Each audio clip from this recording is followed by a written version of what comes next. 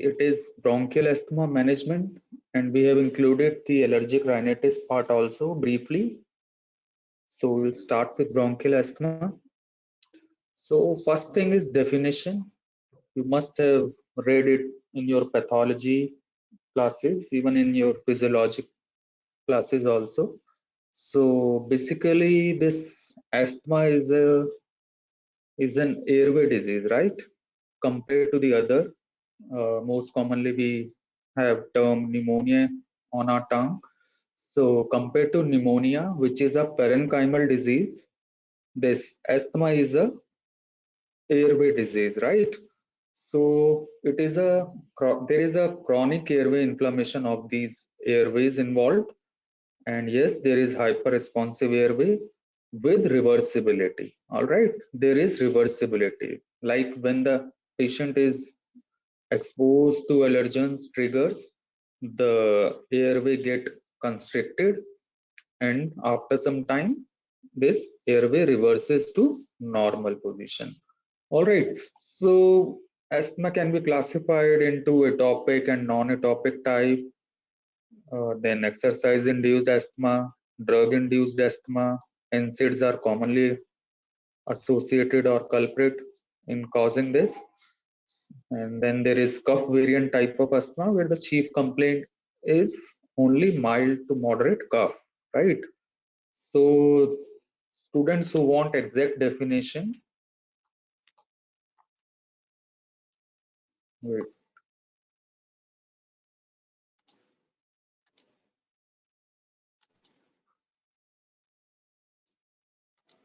I'm not able to, okay, okay. So those who want exact definition, it is asthma is heterogeneous disease. What is this heterogeneous means? That if 10 people are suffering from asthma, it's not mandate that all of them have similar presentations, right? One person is having just mild cough, person is having mild respiratory distress, one person may present to you with respiratory noise, chest tightness, pain in chest, right? So, and one person may have no symptoms, just breathlessness when he has heavy exercise, right? Heavy activity, right? So, this term heterogeneous is applicable to asthma because there is varied presentation, right? And it is usually characterized by chronic airway inflammation. Second point is chronic airway inflammation, all right? And along with this, there should be typical respiratory symptoms like wheeze, shortness of breath, chest tightness, and cough that vary over time and intensity, right? Along with that, there should be variable expiratory airflow limitation. Okay, so these typical respiratory symptoms, wheeze, shortness of breath, chest tightness, and cough can be present in other respiratory illness also. Like in adults, we see COPD patients, but in case of, for example, in case of COPD, the disease has progressed to its maximum intensity. There is no reversibility seen in COPD, whereas in asthma, there is reversibility, that is variable expiratory airflow limitation, right? This is the difference. So in definition, we have to include these terms, that is, one is heterogeneous disease, present variably, has different presentation in different people, characterized by chronic airway inflammation. Then they have typical respiratory symptoms along with, very important, variable expiratory airflow limitation, right?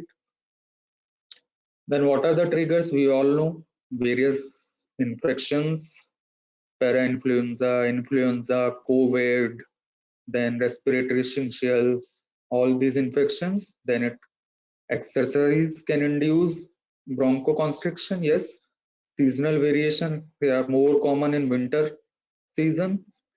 And then emotional stress, various type of food particles which can induce allergy, and hormonal. All these are known triggers that can induce symptoms in patients of asthma, right? We are not going into much into this pathology part.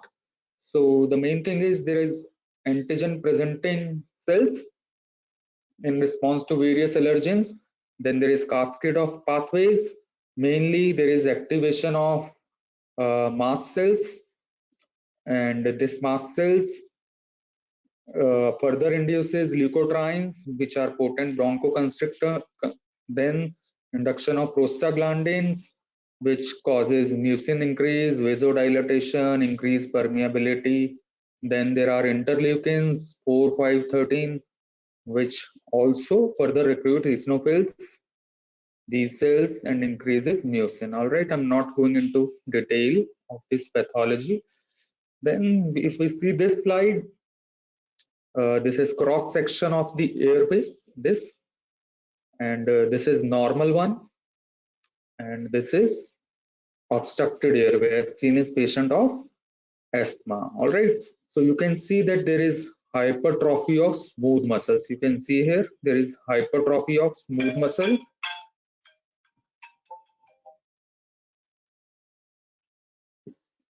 and there is infiltration of blood vessels, immune cells along this, and there is decreased diameter of this lumen, and there is excessive secretions, mucin secretions, debris secretion, which further limits the airway. All right, can you please hold for a second?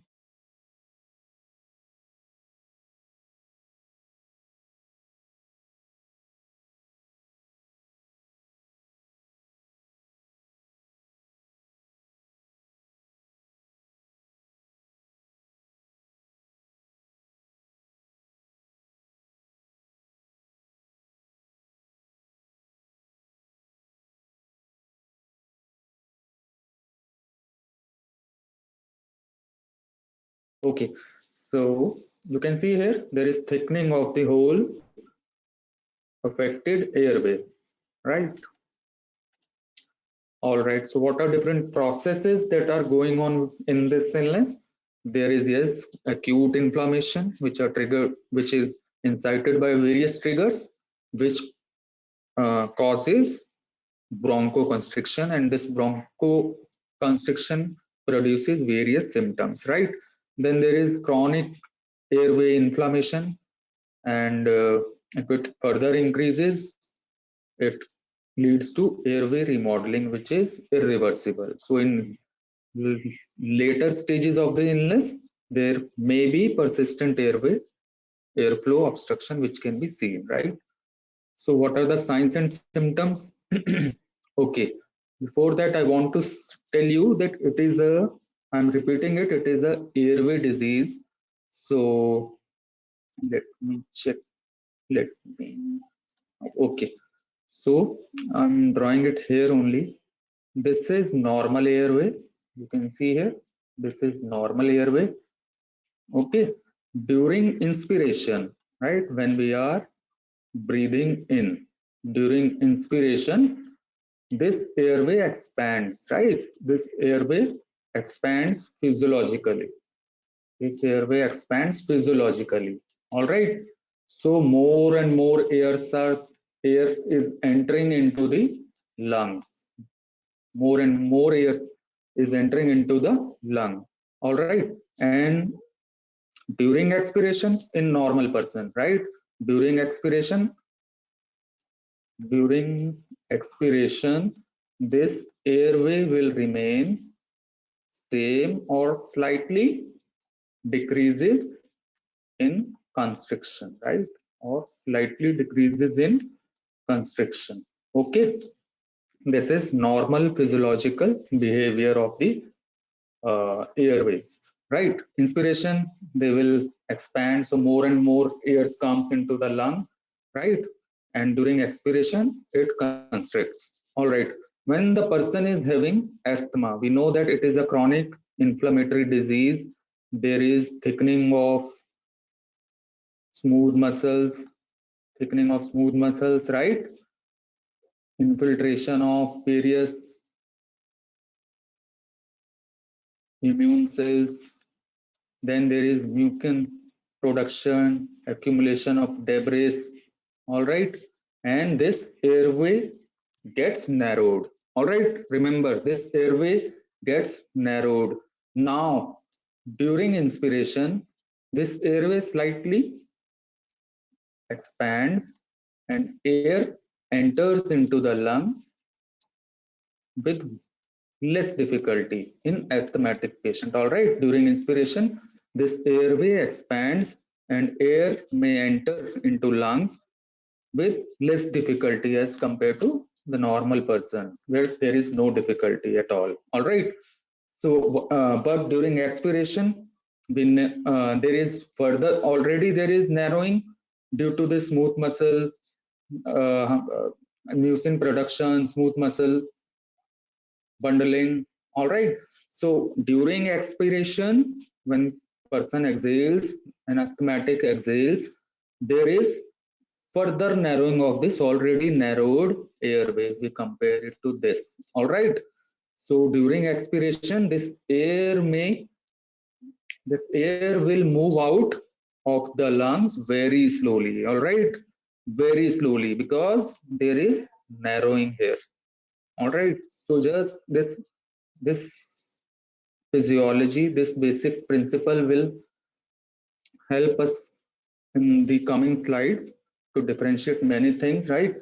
So this narrowing during expiration will further produces difficulty in exhaling the air out of the lungs. All right, so what are the common presenting symptoms? So what are the common presenting symptoms? Yes, cough, fast breathing, difficulty in breathing, PND, orthopnea. What is PND? Paroxysmal nocturnal dyspnea. And what is orthopnea? Difficulty in breathing when patient is in ortho position, lying down. All right. Whereas in paroxysmal nocturnal dyspnea, there is sudden presentation, or you can say worsening of symptoms at night. Sudden development or worsening of symptoms at night, like patient usually wake up around 3 to 4 a.m.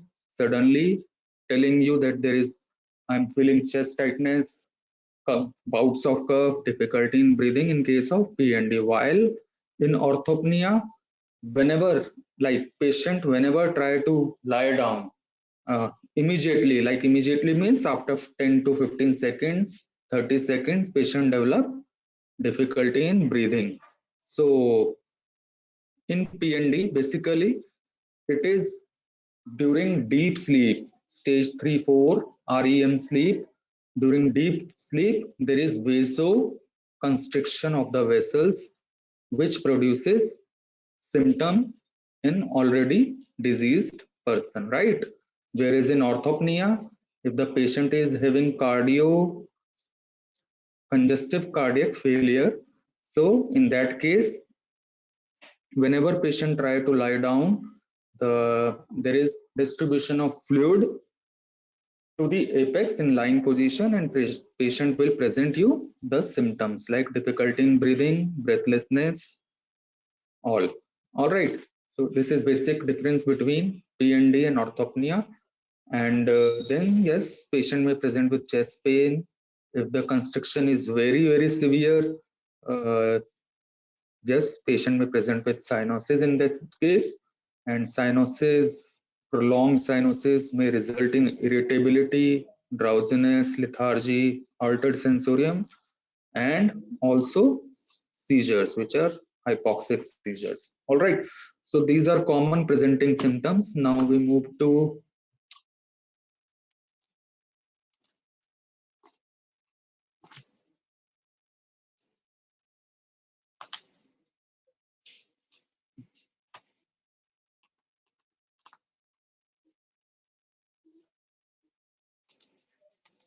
okay. So we move to signs. We start with general physical examination. Yes, patient may have tachypnea, tachycardia, may have low SpO2. Please remember this SpO2 has been added into journal physical examination part, vitals part, and then journal appearance. Patient may be irritable, has poor sensorium. Then you have to note for cyanosis, presence of clubbing, which denotes that disease is chronic. Yes, clubbing may be seen in asthmatics, and presence of lymphadenopathy or not, right? Then you have to note signs of atopy, allergy. It is very important. You have to look for skin rashes, may find eczema, and then there is presence of skin fold in lower eyelids, bilateral lower eyelids, which is known as Denny's Morgan folds or Denny's line. Then you may see that the patient is having slightly deviated bony nasal septum, that is allergic salute. Then we have allergic shiners sign. Then yes, conjunctivitis has to be noted. It could be flictanular type in case of TB. Then yes, patient may breathe with open mouth, which is also a sign of allergy. All right, mouth breathers. So in first picture, you can see here folds of lower conjunctiva, not conjunctiva, lower eyelid. These are Denny's line. All right. Then you can see below lower eyelid this purplish violet colored skin pigmentation, which is known as allergic shiners. Then this is allergic salute sign. Patient has usually have associated allergic rhinitis, symptoms of rhinorrhea. So they have habit of doing this salute over the nose.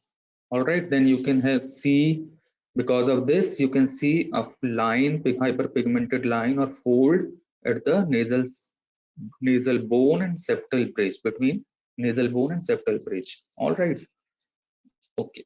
Then we go to chest examination. We have already discussed that when there is narrowing of air, all right, these are all smooth muscles hypertrophy. Inside we have debris secretions. Now during inspiration, this expands slightly. This airway expands slightly during inspiration. What happens? This air will enter into the lungs. Air will enter into the lungs. All right. Air is entering into the lungs. While this is during inspiration, and during expiration,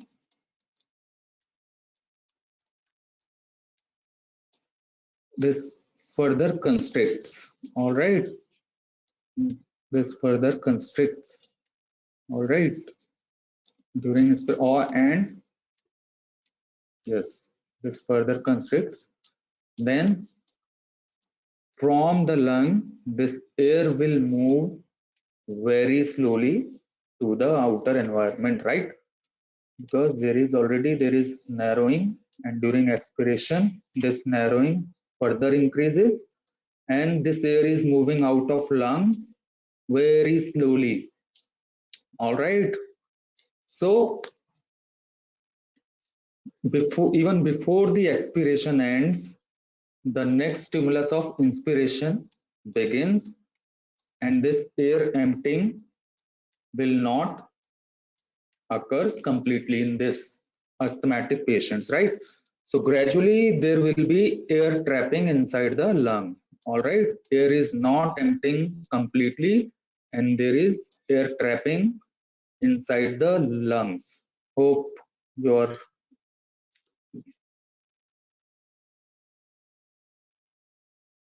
okay. Someone is asking what is the cause of allergic shiners. There is skin pigmentation, violet or purplish skin pigmentation, that is secondary to uh, hyperallergens.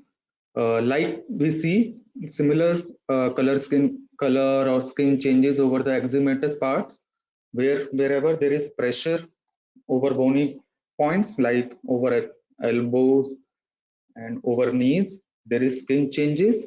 Similarly, there is similar type of changes over the maxillary prominence area, just below the lower eyelids. Exact mechanism, if you are asking me the physiology, pathophysiology behind it, I don't know. So I will tell you when we meet physically. All right. So this is the cause. So okay. Then chest examination, yes. So there is air trapping. So what will this air trapping do?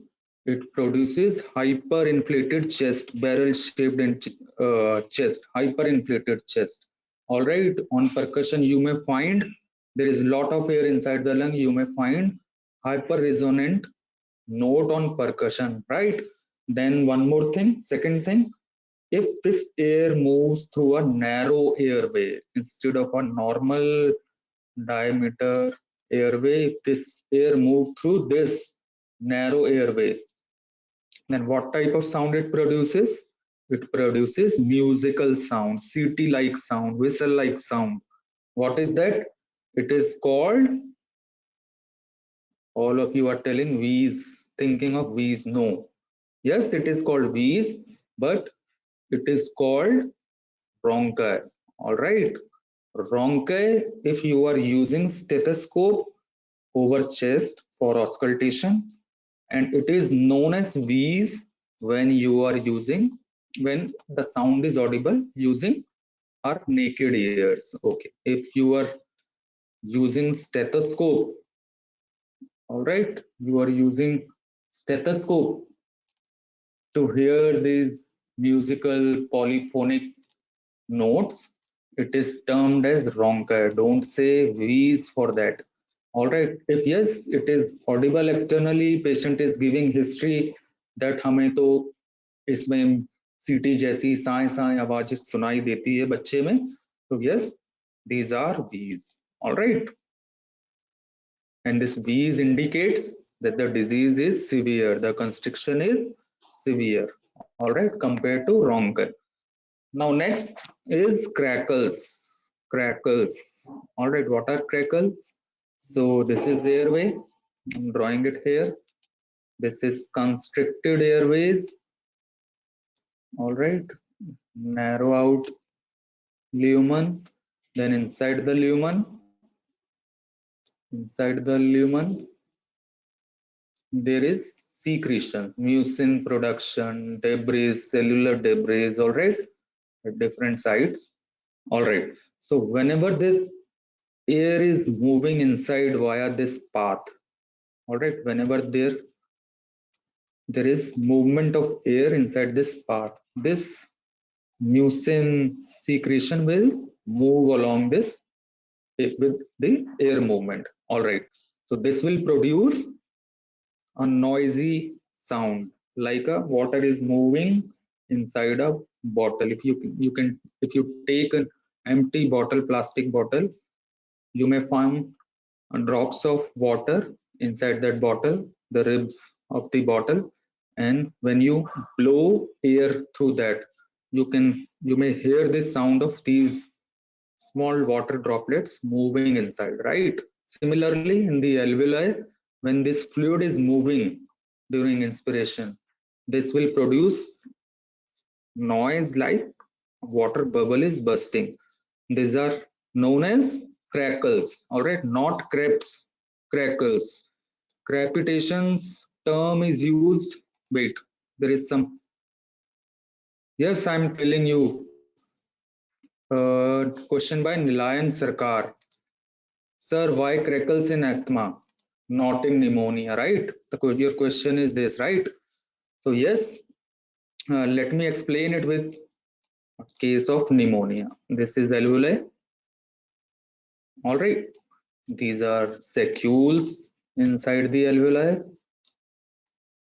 Okay. Then during pneumonia, there is inflammation of the lung parenchyma. This inflammation of lung parenchyma. There are various stages of pneumonia. There is consolidations, red hepatization, then gray hepatization, then fibrosis. All right, if we consider it as a stage of red hepatization, so there will be inflammation all around the alveoli or involvement of lung parenchyma, not this airway. So there will be secretion of fluid. It could be mucin, serous fluid, or even pus, and it may get collected inside the alveoli. Alveoli may get collapse. All right, alveoli may get collapse. Now, in this disease part of the lung, when air goes inside, air moves and will come out.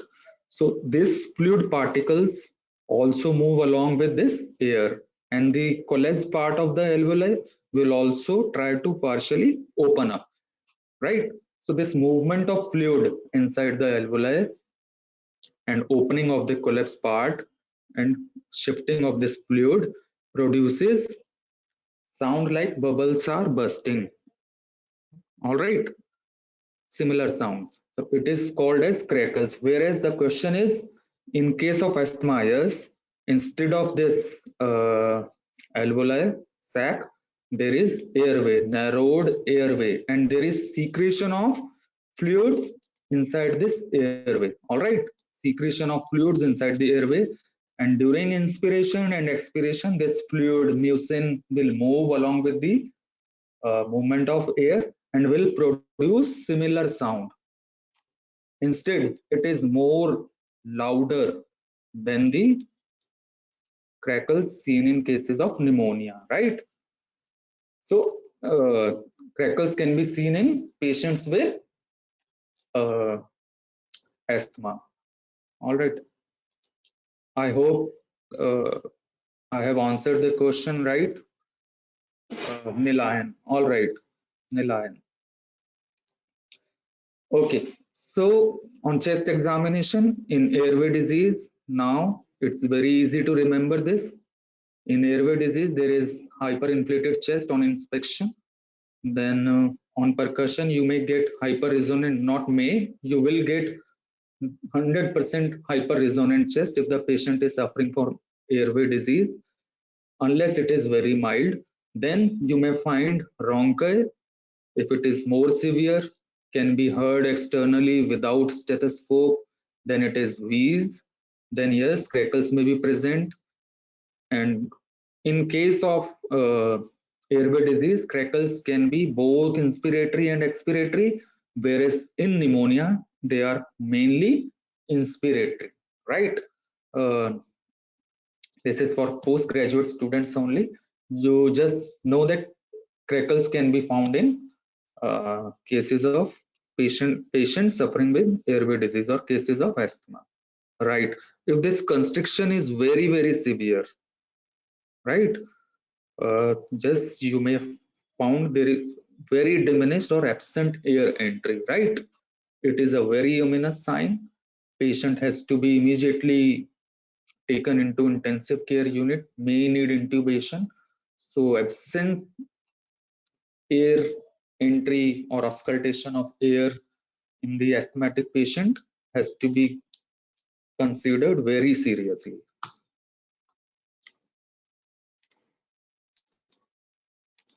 Okay. So what are key indicators for considering diagnosis of asthma? The presence of typical history, intermittent symptoms, yes, which denotes reversibility, right? Intermittent symptoms.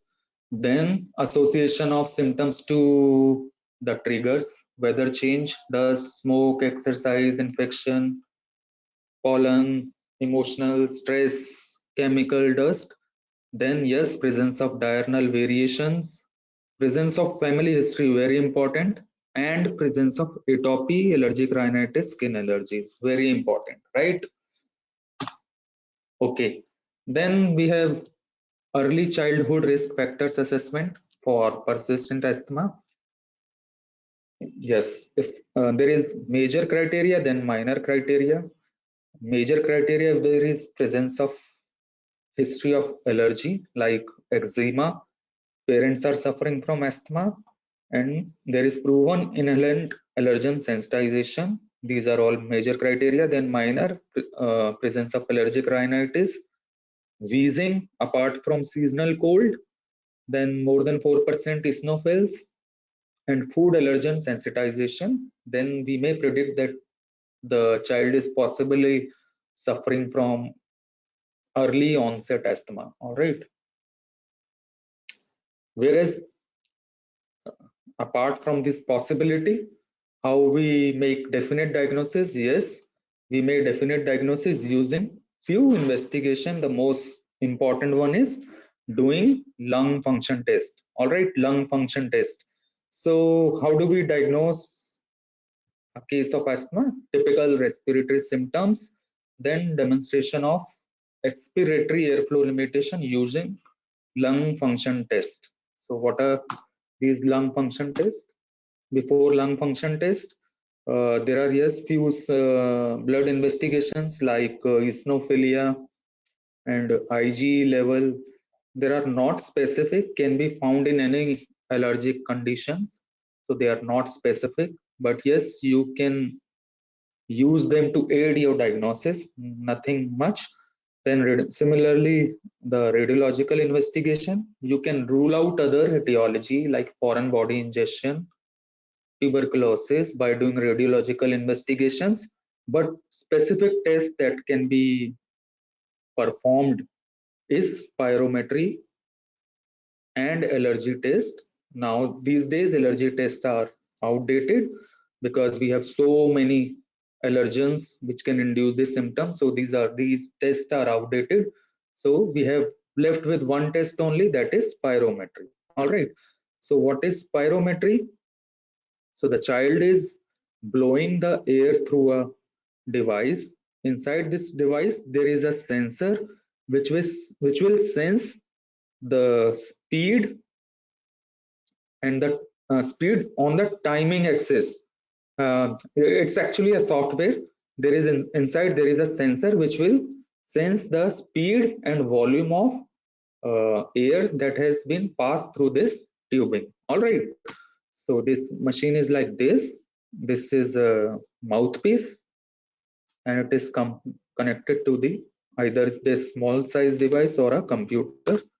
So we may get this type of curves. All right. This upper peak is inspiratory, lower one is expiratory. Here, this one is this x-axis is in time in seconds, then this axis is in volume. This is 1 second, 2 second. So it could be FEV. FEV means forced expiratory volume during 1 second, forced expiratory volume during 2 second, and 3rd second. On this axis we have volumes, right? So it is assumed that during 1st second, maximum means around 70 to 80% of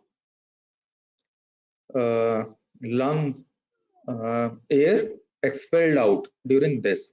So this FEV1 signifies if there is constriction, there is a lot limitation, this FEV1 will decrease very significantly. All right. Whereas the FVC, forced vital capacity, which is almost equivalent to the vital capacity, tell you the capacity of your lung, the amount of total air your lung can handle. Whereas FEV1 tells you the presence of obstruction or not really. All right. So let me change this slide. All right. So using this spirometry, we can differentiate between obstructive and restrictive type of lung diseases. Basically, obstructive type of lung diseases are where mainly there is problem with etiology with airway. It could be trachea, bronchus, primary, secondary, tertiary, could be obstruction in these segment of the lungs. Whereas restrictive, there could be involvement of airways along with parenchyma, interstitium, and external thoracic cage. All can be involved in restrictive type of pulmonary diseases. All right. So FEV1, yes, in obstructive they may get decreased. Yes, in restrictive they may get decreased. Force vital capacity in obstructive type it is normal to high. If we go back, there is airway constriction. Air is entering inside the lungs in asthmatic with slight difficulty, but during expiration there is more difficulty in expelling the air out of the lung, and there is air trapping inside the lungs. All right. So in airway, this FVC will be normal to high in case of obstructive, wherein restrictive there is low. This vital capacity will be low. Force vital capacity will be low. So to differentiate between the two, we need this ratio FeV1 to FVC. In obstructive type, it is low, whereas in restrictive type, it is preserved. So what is FeV1 to FVC ratio in normal patients? In adults, it has to be more than 80%, and in pediatric patients, in children, it has to be more than 90%. If it is less than it, then we may keep the possibility of obstructive type of airway disease, not asthma. Yes, in asthma also you can see FEV1 by FVC low. In other diseases also you can, like COPD, you can get FEV1 and FVC low, but for asthma we have to check for reversibility. If reversibility is also present, which is not seen in COPD, then you label it as asthma, right? So to see reversibility, what we do, we just give bronchodilator and measure the change in uh, expiratory vital capacity, this FEV1. So if it is more than 12%, that is indicative of that patient is suffering from asthma. There is presence of reversibility, right? One more thing I want to add, we have discussed that the disease is heterogeneous. So a patient, if the patient is having asthma and he's having mild symptoms, like whenever he do rigorous exercise, heavy physical activity, he develops symptoms. Otherwise, he is normal. So it is not necessary if this spirometry comes out to be negative in that patient, so the patient is not suffering from asthma. All right. If it is positive, yes, along with this reversibility, yes, it tells that patient is suffering from asthma. If it is negative, it does not exclude the disease. All right. So one more device we have. These days we are not using it. However, this is very handy device, can be kept in pocket, and there is marking red, yellow, and green over there. So we just tell patient to forcefully exhale along this tubing. So if this indicator is at green zone, it says it is normal. If it is at yellow, the patient has to visit the doctor, treating physician, and if it is at red, then he has to go immediately to the emergency department. All right. So this spirometer, this peak flow meter, can be used for monitoring at home. All right. So one more important thing in this device is, we tell patient, beta लंबा सांस खींचो and then छोड़ो सांस इस pipe के through. What do you think, at beyond what age you can instruct these, you can give these instructions to a patient, to a child? Yes.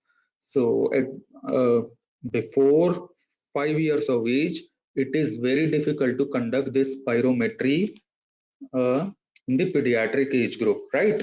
So this test has value, or it is conducted preferably after 6 years of age, and before that diagnosis remains delimited, right? So we have several methods we can use in small children. This is pulse in oscillometry. All what we say to the patient, you just hold this mouthpiece in your mouth. The machine itself will deliver the air into patient lungs, right, through pressure oscillations, and will be measured using a computer. Other method is body plethysmography, where the patient's body is kept inside a closed chamber, which is the atmospheric pressure inside the chamber is controlled outside using a computer, and the difference between the pressure movement changes generated by patient's lung inside the chamber is recorded using this device. In second picture, you can see it. In first picture, this machine will produce oscillatory pressure changes, which is read by this device. Okay, now we will come to differential diagnosis. So quickly, I want to tell you the differential diagnosis are upper respiratory tract infection, close diagnosis, differential diagnosis, we have inhaled foreign body, then bronchiectasis, primary ciliary dyskinesia, congenital heart disease, bronchopulmonary dysplasia. Now we'll come to management part. So remember that there is no cure. You cannot alter the genes that are defective producing the illness. You cannot alter them. All right. Yes, but because of that defect, the symptoms, things that are produced inside the body, inside the lung parenchyma, inside the airway, you can control them with several medications. All right. So patient को whenever you are counseling, do not say that कि ये दवाई लो इससे ठीक हो जाएगा, but by giving these medications the disease can be controlled. You have to tell patient कि अगर आप जितना जल्दी आफ्टर मेकिंग कंफर्मिंग डायग्नोसिस आप जितना जल्दी दवाई स्टार्ट करोगे, जो बीमारी का प्रोग्रेशन है आप उसको उतना बेटर कंट्रोल कर सकते हो, रोक भी सकते हो, मगर रिवर्स और एलिमिनेट नहीं कर सकते बॉडी से, right? So long term strategy, we have to identify and eliminate the triggers. So no triggers, so no inflammation, then no progression of the disease, right? Then we have pharmacological therapy and very important education of parents and patients.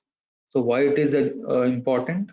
We have seen that if you tell patient that we have to start MDI in them, these patients, then they say no doctor, हम ये सब start नहीं करेंगे, और because we have been told, और उनका ये विश्वास होता है कि once these pumps are started they have to be given for lifelong. All right, yes, they are partially true, but if you start them early you can gradually decrease the doses and you can come to a point when it is only used when the symptoms are present. All right, so yes, so this education of parents is very important. So, all right, so we have non-pharmacological management, basically removal of the triggers. I'm not going into details of this. Healthy diet, reduction of obesity, decreasing airway pollution. Then we have pharmacotherapy drugs. We have bronchodilators, ethylene, steroids, mast cell modifiers, leukotriene modifiers. So pharmacological management, we have to do assessment of symptom control, assessment of risk of exacerbation, selection of medication. Then we have to select appropriate device, very important. Then we have to monitor the patient, right? So before starting any treatment, first thing, you have taken history, you have performed spirometry, and you found that patient is having FEV1 to FVC of 72%, and yes, there is reversibility of more than 14%, and you have labeled the patient. Yes, there is history of similar illness of asthma in grandfather, and yes, mother is suffering from allergic skin disease, eczema, and the child is also having associated allergic rhinitis symptoms, right?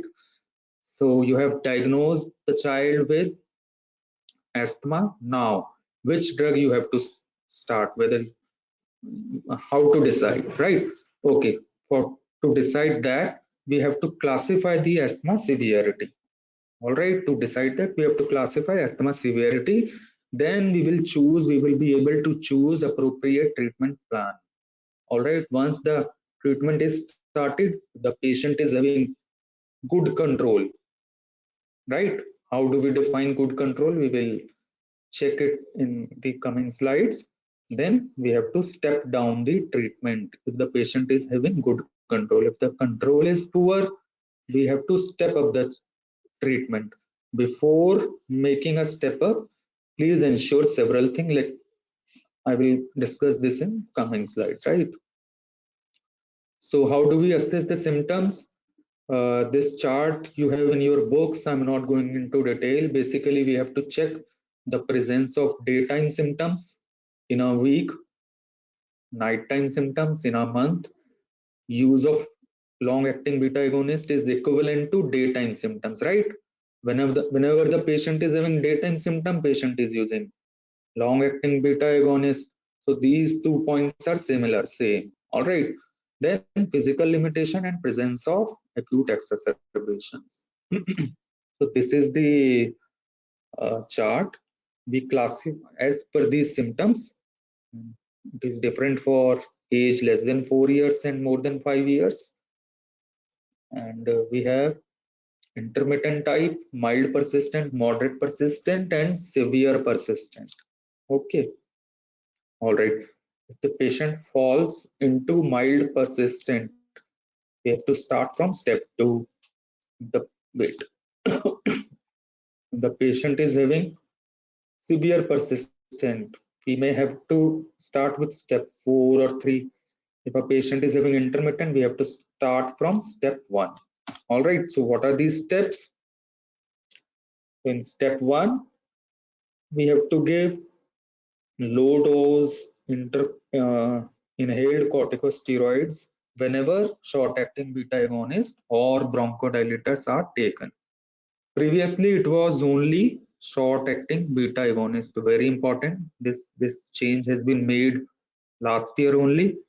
Previously, it was just bronchodilator whenever the patient is having mild symptoms. Now we know that if the patient is diagnosed asthma, we know that it is a chronic inflammatory process. If we want to really slow down the progression, and if we start the patient on inhaled corticosteroids early, we will really slow down the disease process. So keeping this factor in mind, the change has been made. Whenever the patient is taking low dose inhaled whenever the patient is taking bronchodilators, it has to be taken along with inhaled corticosteroid. Also, there are several studies. It was noted that in their studies, it was noted that the patient who are taking SABA alone have more frequent exacerbation episodes, right? So yes, those patients who are taking SABA alone has more frequent exacerbations episode, right? And the severity of disease was noted more in those patients. So it was decided that when SABA alone has never to be taken in this treatment part of the disease. All right. So in step 1, whenever the patient is having symptoms, he has to take bronchodilators, but along with inhaled corticosteroid. Now, step 2, daily low dose inhaled corticosteroid has to be started, whether the patient is having symptoms or not. All right. In step 3, low dose inhaled corticosteroid along with long-acting beta agonist, or you just increase this low dose to medium dose. All right. In step 4, yes, the dose has to be medium dose and LABA has to be also present in step 4. Step 5, further assessment has to be done, right? Okay, so this is low dose, medium and high dose of inhaled steroids. Uh, Beclomethasone, budesonide, fluticasone furoate is easily available in our country for use of inhaled corticosteroid, and the dose is just 100 double. So low dose between 100 to 200, medium 200 to 400, high dose is more than 400. And for beclomethasone budesonide, it is same. Fluticasone, it is half of the above, and you don't need to remember these dosages. All right, then we come to selection of device. We have these devices. These are called MDI, that is metered dose inhalers. This blue one is bronchodilators. This red one is steroids. Then this green one is mixture of blue and pink. Will it give green color? No. Blue and red? No. Okay. So there is one question from someone.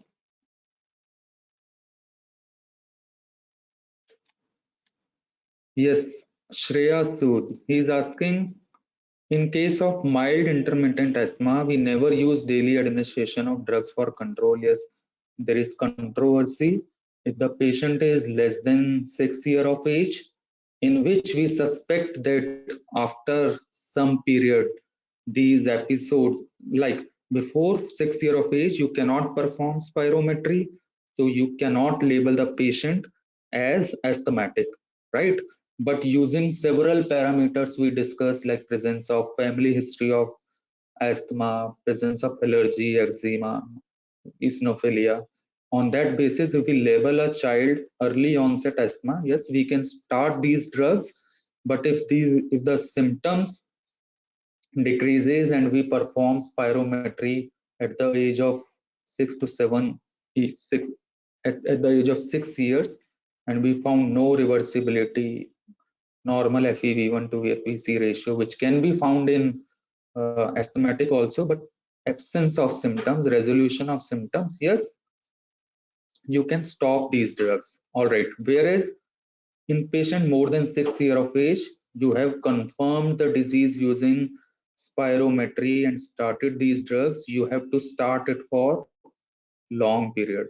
All right. Even in intermittent phase, you can decide whether you have to start it at low dose or you have to give it whenever the symptom is present, along with whenever the symptom is present, you have to give steroids along with beta agonists, bronchodilators. So this is a controversial part.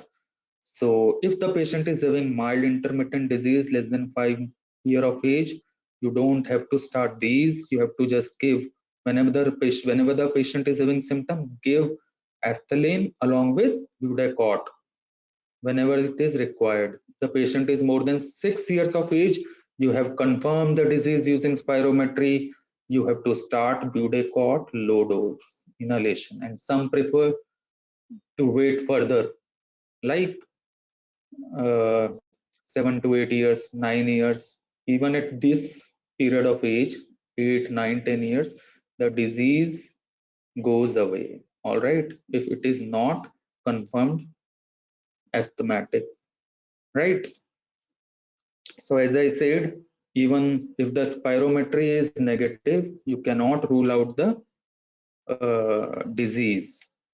You cannot exclude the asthma. It all depends on the combination of the symptoms patient is having and the spirometric finding. If the spirometric findings are present, yes, you are sure the disease is there, you have to start the to put the patient on treatment. Early you start, uh, early you halt the progression of the disease. All right. Then this is a rotahilar type of device. We put capsule of powder drug inside this device. Then the patient rotates it. Powder falls into the chamber and inhale it. All right. These are not used. This is spacer. This is spacer with mask at the mouthpiece end. These are various type of spacers. Then we have nebulizers used in emergency conditions at hospitals or even at homes. Now, if the patient is less than 4 years of age, you can use MDI plus spacer and face mask. All right. If the patient is more than 4 years, we have to use MDI along with spacer. If the patient is 12 years and above, you can directly use meter dose inhaler, but it is preferable to tell patient to use spacer along with MDI. All right. So in first picture, patient is using MDI with spacer. So it is recommended that all children more than 4 years and less than 12 years has to use this spacer, right? So in the second picture, the patient age appears more than 4 years of age. Otherwise, this mask has to be used along with spacer in patients who are less than 4 years of age. Now, other treatment, then we have leukotriene receptor antagonist. The drug is montelukast. As a standalone therapy, it has very low efficacy, lower than inhaled corticosteroids. So it has greater efficacy in preventing exercise-induced asthma and drug-induced asthma, right? Exercise-induced asthma and drug-induced asthma. And also it has been seen that it provides symptomatic control in patient of asthma with concomitant rhinitis, leukotriene receptor antagonist. So three conditions: exercise-induced, drug-induced, and asthma who are having concomitant rhinitis. All right. So leukotriene are used in these three conditions. Then we have theophylline, nudochromyl sodium, sodium chromoglycate. These drugs are not used now. All right. In pediatrics, I know about pediatric only. Adults, I don't know whether they are using it or not. So in pediatric, we are not using theophylline, sodium chromoglycate, and nudochromyl sodium. Now monitoring, we have to follow up the patient, check every time. We have to check the technique and compliance with drug. We tell patient to maintain symptoms diary. Then only we can decide the patient is having good control or the patient is having poor control or partial control, right? So this is very important to tell patient to make a record. So then there is three terms: well controlled, not well controlled, poor controlled. These all are present. Uh,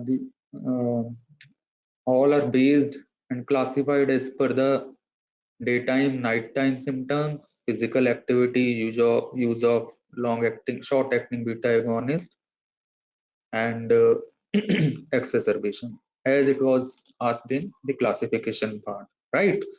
So according to that, if a patient is having well-controlled asthma, then we may consider step down of the treatment. Like if a patient is on step 3 part of the treatment, we can, if we on follow-up we found that patient is well controlled, then we may step down it to step 2. All right.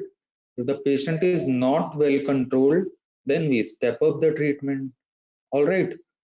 So it is very important before stepping down or not stepping down, before stepping up the treatment, you have to check the technique, the compliance, right? Whether patient is taking medications or not, whether the patient is having right technique of inhaling the medication or not, right? Before stepping up or stepping down the treatment. It's very simple now. Okay. Now we'll come to acute exacerbation part. So acute, what is exacerbation? Any increase in symptoms is called exacerbation of asthma. So exacerbation is classified into mild, moderate, or severe. It all depends on these various factors: sensorium, difficulty in breathing, speech present or not, accessory muscles use, pulsus paradoxus, PEFR, SpO2. This is all given in your book. I'm not discussing it. So child with asthma exacerbation, immediately we have to quickly assess the child. We have to check for pulse, heart rate, SpO2, immediately withdraw the ABGs. We have to order the X-ray. Then during the first hour of management, immediately apply oxygen if the SpO2 is less than 92%, right? If it is less than 92%, immediately apply oxygen. Then start nebulization using nebulizer. All right. Start nebulizing using nebulizer. I'm not discussing dose here. Then next is steroid therapy, hydrocortisone 10 mg per kg. Stat has to be given. Then can be repeated with half dose of the same. All right. Then we have tropium nebulization. Then after 1 hour, we have to reassess the patient. All right. It is then classified into moderate or severe. If peak expiratory flow is less than 60 to 80%, then it is moderate. If it is more than 60%, then it is severe, or presence of moderate or high severe symptoms also help in differentiating them between moderate and severe. So for moderate, treatment is continuation of oxygen, beta 2 agonist, hypertropium, then oral steroids, and reassessment every 1 to 3 hours until improvement. In severe cases, we have to continue the above treatment along with the new thing, intravenous magnesium sulfate at the dose of 25 to 75 mg per kg. This magnesium is a potent bronchodilator, right? Bronchodilator. All right. Reassess the patient. If good response, then further decrease the treatment. Incomplete response, continue the same treatment. Keep checking peak expiratory flow in between. Monitor the vitals, including SpO2. If the patient is having poor response, we have to admit him to ICU. In incomplete response, not responding after 1 hour previous and 1 to 2 hours this, after 3 hours, then straight away admit the patient in ward. If patient is having good response after 1 to 3 hours, you can plan to discharge the patient. All right. Not going into detail. Now we come to quickly, we will discuss the allergic rhinitis part. So what is allergic rhinitis? It is inflammation of nasal cavity lining, right? All the pathophysiology, immunogenicity is almost similar to asthma. We are not going into detail. That is why we have also clubbed this allergic rhinitis along with asthma. It affects 40% of the normal population individuals, right? And 40% of those who are having allergic rhinitis, out of them 70% may have associated asthma, right? So that is why we are discussing this rhinitis part here. It is also known as rhinosinusitis, as sinus membrane is also involved in this. It is classified into IAR or PER.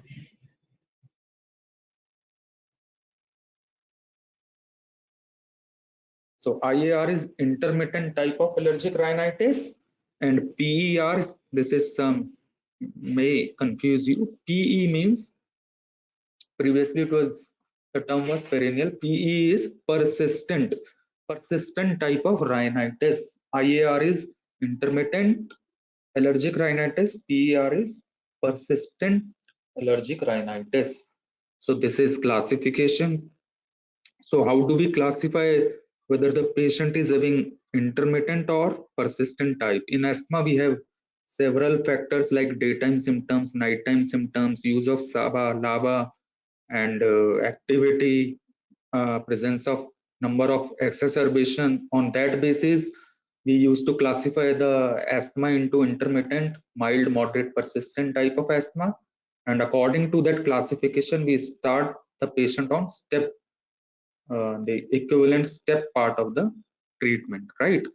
In allergic rhinitis, how do we classify it, right? This is ARIA classification. So we have classified it into IAR, intermittent allergic, or persistent allergic type.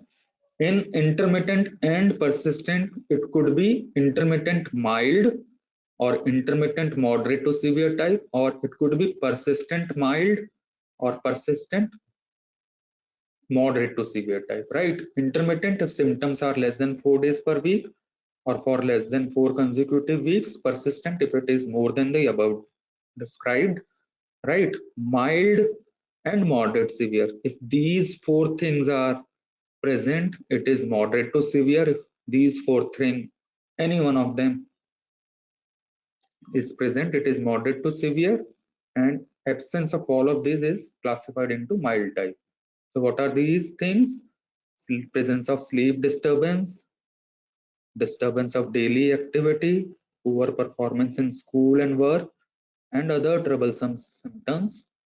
If any one of them is present, it is classified into moderate to severe, or if they are present less than 4 weeks, 4 days per week, or less than 4 consecutive weeks, it is intermittent type, otherwise persistent. So diagnosis is based on nasal symptoms, rhinitis, nasal irritation, itching, then ocular symptoms, ocular itching, hyperemia, congestion, watery discharge, purulent discharge, then presence of chest symptoms along with it, signs of allergy we have already discussed. We have to do ear, nose, and throat examination. In ear, the patient may suffering from serous otitis media, that has to be looked. Then on nose, you have to see the color of mucosa, presence of hypertrophy, presence of nasal polyps or not, presence of DNS. You can also examine. In throat, you have to check for lymph node tissues hypertrophy. You can check for post nasal drip, right? Chest examination, we have already discussed it. So treatment is avoid allergens. You can use oral antihistaminics, yes, in the mild cases. Nasal antihistaminic sprays are there in intermittent to mild persistent cases. And you can use intranasal corticosteroid. So we have mometasone drug which can be used. I will tell you in the next slide. So what are the main treatment of this is intranasal corticosteroids. So what are the indication if the patient falls into moderate to severe type of persistent allergic rhinitis, or the patient is having any type of rhinitis, intermittent or moderate, but there is presence of nasal polyps, which is usually seen in moderate to severe type of PER, type of allergic rhinitis. And the third indication is if there is no response to these drugs, oral antihistaminic, nasal antihistaminic, then there is no choice. We have to step apart treatment in this case also, right? So these drugs we have available: fluticasone furoate, mometasone is approved for use in more than 12 years, fluticasone propionate more than 4 years, budesonide more than 6 years. All right.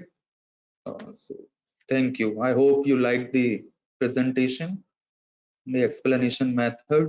I don't know how many of you are attentive, but